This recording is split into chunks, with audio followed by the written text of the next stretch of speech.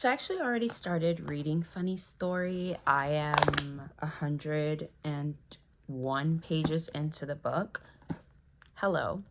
But take that with a grain of salt. It's not actually 100 pages because this is like a 500-page book because it's the large print edition. You know, trying to help a brain injury girly out and get in the big font. But also, I feel lucky because the large print is in paperback. And this is satisfyingly floppy. Anyways, I have read enough to actually know the plot by now because normally, I mean, I do read plots when I am looking to buy a book. I will not read a plot for any Emily Henry book or any Ali Hazelwood book or any of my auto-buy authors because I already know I'm going to read it and buy it. I just buy it. So I didn't actually know the plot about this book before I bought it, but I do know that there was a lot of talk around a dude in Crocs. So anyways, now I do know the plot, and our main character, Daphne, is in love and engaged to this guy named Peter, and Peter has his best girlfriend from childhood, literally everyone's worst nightmare. The day after his bachelor party, confesses to Daphne that he's actually in love with Petra, his childhood best friend, and he's leaving her for Petra. So, Daphne had moved away to this random town in Michigan to be with Peter, where he wanted to live, where his family and friends were. And now she's like, well, what am I supposed to do? I can't afford to just randomly buy a place and at like a moment's notice. So she actually moves in with Miles, who was Petra's boyfriend that Petra left for Peter. And that's kind of like where things get started in this book. Basically, this is following the fact that Peter and Petra are literal booty wipes and decide that they want to invite Miles and Daphne to their wedding. For what reason? I'm not really sure. That's rude if you ask me. But they invite Miles and Daphne to their wedding, and basically Peter's giving Daphne this like, I feel so bad and you don't have to come. I don't want you to come and feel sad and alone. And basically she's like, screw you. I'm not lonely. I actually have a boyfriend. And he's like, oh, you do, but you didn't ask for a +1. And she's like, that's because he got his own invitation. That's right, Mother Flower. Miles and I are dating. So that's how the story starts. I will say I think that's not how it starts. That's the plot. So they're fake dating. I love that. I love fake dating. It's almost my second favorite trope after enemies to lovers, because I think it's just so funny. I mean, like, I love like the little hidden like tension of like, wait, do I actually like you or are we pretending? But I also really love it because I just think it's so funny when they get into like the little situations where like they're like almost getting caught or like having to like pretend to do cutesy things and be like the perfect couple. That being said, really refreshing that in this book, Daphne doesn't hide the fact that she said that from Miles. Like, she like just goes up to him and says, by the way, I did this thing. And I actually watched an Emily Henry interview where she was saying that they asked her if her writing process was different in this book, and she said yes, like it had to be very different because she wrote two characters, like two main interests that are both genuinely really good people, and so she had to like kind of figure out what's going to be the conflict in this situation. So I'm really excited to hear that, but it also is really refreshing that these two characters are actually both genuinely really good and sweet and funny people, and I kind of like am obsessed with their banter, because it's not really like banter, but it is like they're joking with each other about the whole fake dating situation. Like, it's comical to them. So it goes without saying that I'm currently obsessed and having a great time. I always tell myself that I'm gonna like go get dressed and do my makeup to film and look like a real person, but the truth is that I like to do most of my reading when I am bumming it out in a big old t-shirt, and I feel like I'm just gonna be my genuine self on the interwebs. Why lie? Anyways, um, not very much further into the book, but I am kind of obsessed with this part of the book because Daphne is kind of talking about a friend that she has that kind of became her ex-fiance's friend as well, due to like mutual friends, like their friends kind of molded together.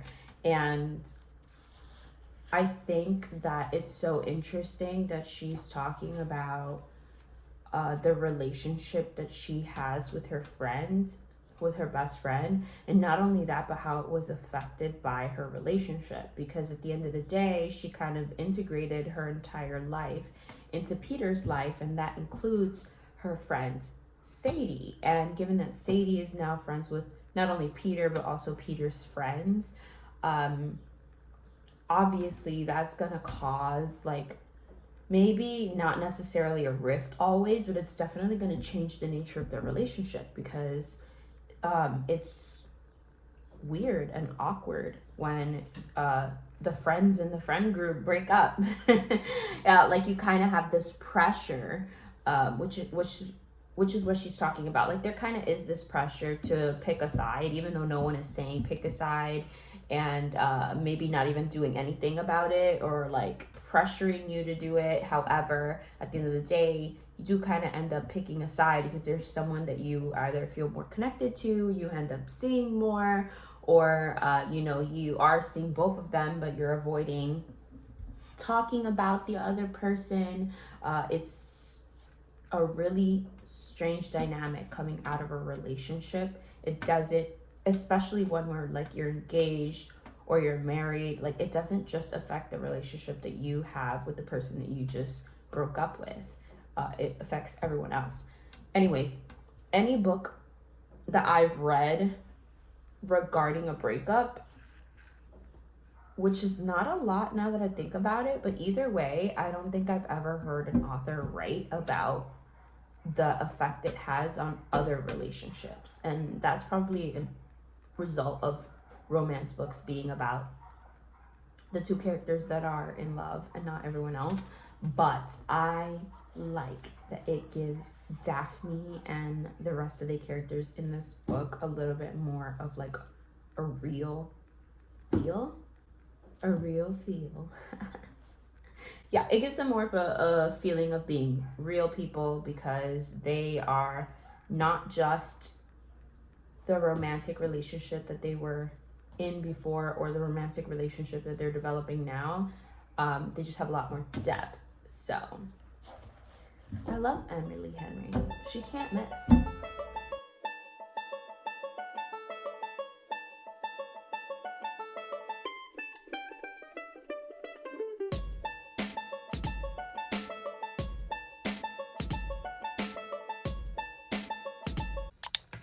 So I've actually gotten through quite a bit of this book. I'm on page 334.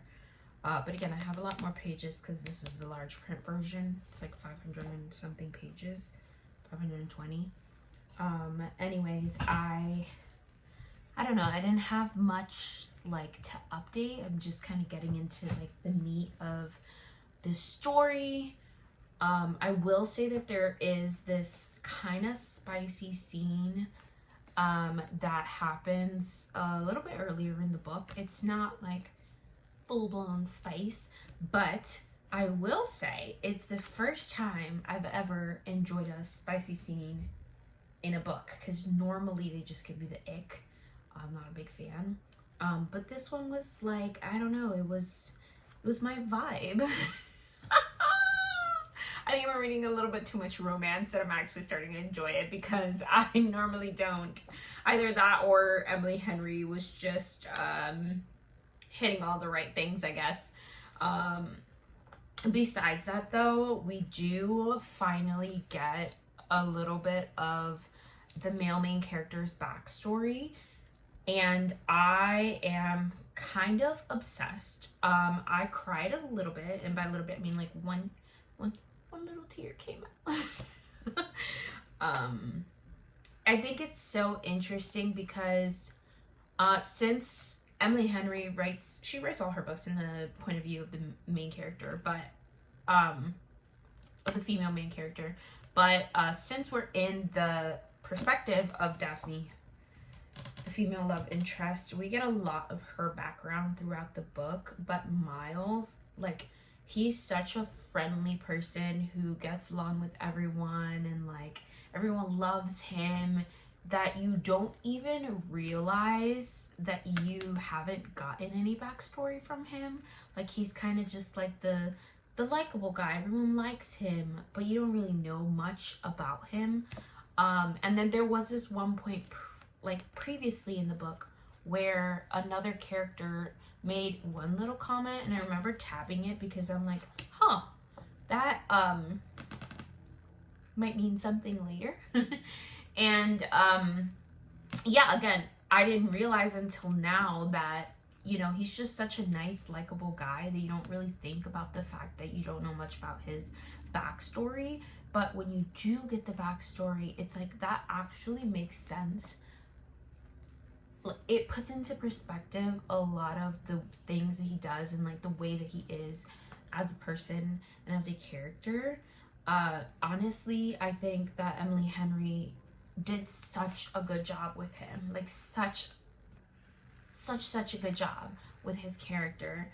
Also, this is so random, but for some reason I keep picturing him as a person of color, but he's definitely not. He is, you know, also like even the cover art, he's not, and throughout the book he's not. I don't know why. That's what my brain was doing, and I'm trying to unprogram that because that's not what's happening. Although it would be nice, Emily Henry, if you could, you know, every once in a while throw in a diverse character. But that's really my only complaint. I honestly am so obsessed. I think the fact that he's like willing to open up to Daphne and tell her about her childhood, about his like childhood and like his issues in adulthood. I also I think part of the reason why I cried and like why I love this character so much is because I can heavily relate to something that he mentioned, and I think the feelings that he talks about having are definitely feelings that I've had, and it makes sense with the situation that he's in. So I just think it's such a good portrayal, such a good portrayal of the situation that he's going through. Wow, losing my voice. So random.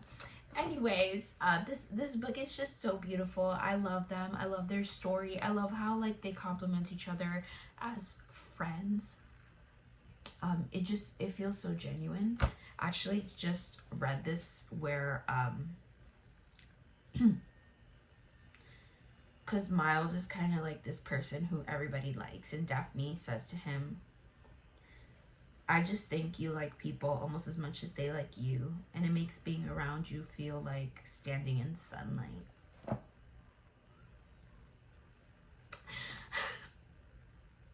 Why is that so poetic? Like, you know that exact feeling. Like, what, like, oh.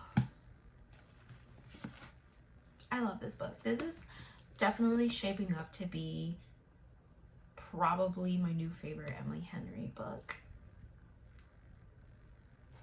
I love it. I think the thing that Emily Henry does best is like the banter, and the thing here is that like these two characters are such good people that their banter is just like, it's so funny and cutesy. And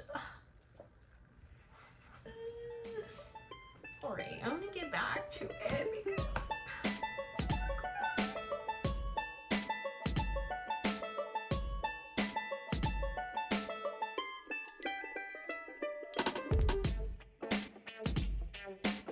when you're reading and you feel like someone's watching you.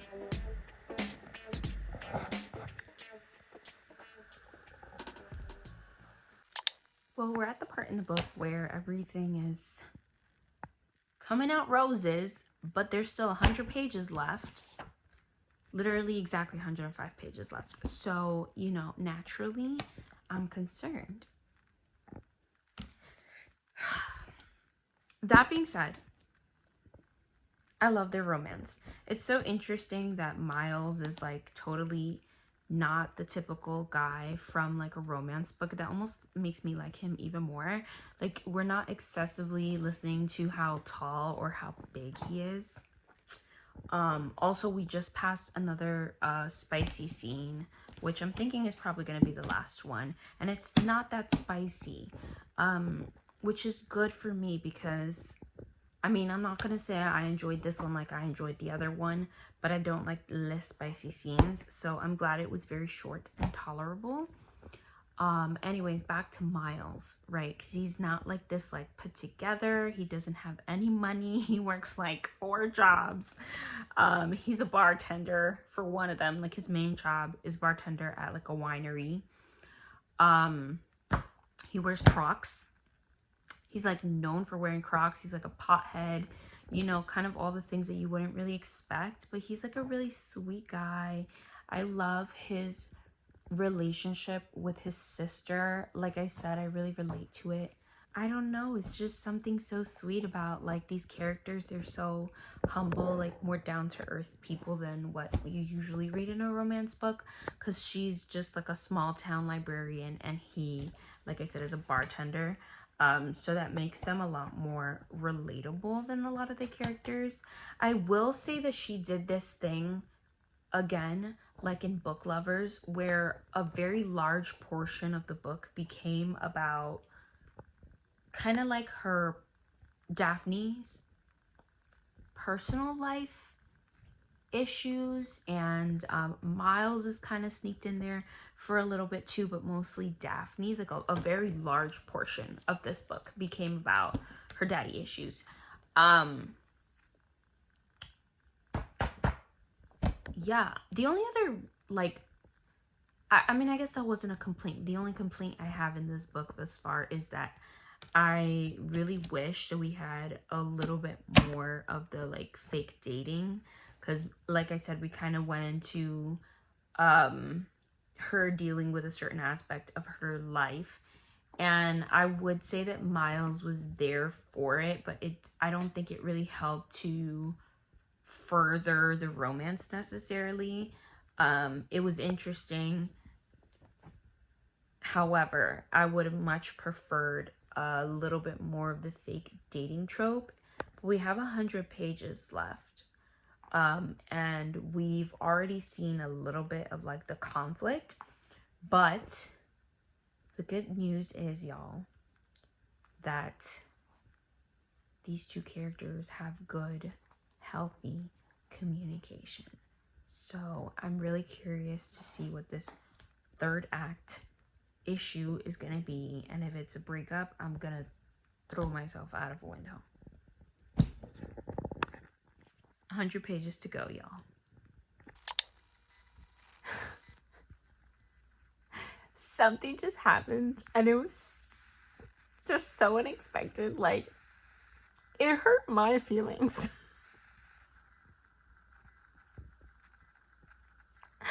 I don't like this. There better be a good explanation for all this, because what the French toast is going on? All right, we're back to loving this book.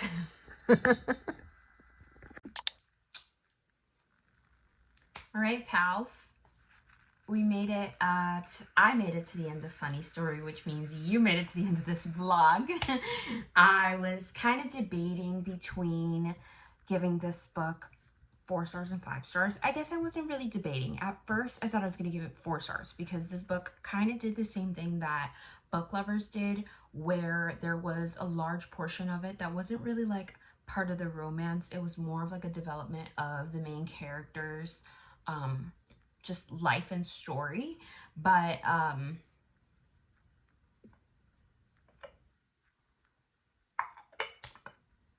don't know, I just got distracted by that. Anyways, it was a development of the main character's like life and her story, which is more realistic, right? Because no one person is just their love life. However, you know, sometimes we just read the romance for the romance, right? Like, who cares about the rest of life? I'm trying to escape. That being said, I think that I enjoyed it a lot more in Funny Story than I did Book Lovers. I just thought she did such a good job, and it was such good representation of like that situation and the feelings that the characters might go through. So I decided that I actually don't mind it. I actually liked it. So I'm not gonna give it 4 stars. I'm going for 5 just because I just was obsessed and screaming, and I finished this book so fast, and it's been so hard for me to finish books quickly lately. Because reading has just been hard. So, you know, I liked it when I was able to finish it in just 2 days. So, that's all. I don't think I have anything else to say because y'all came on this journey with me. I hope you enjoyed. If you did, hit that like button and hit that subscribe button if you want to join the family. If you made it this far, leave a lemon emoji. And I will see you all when I see you next. Bye.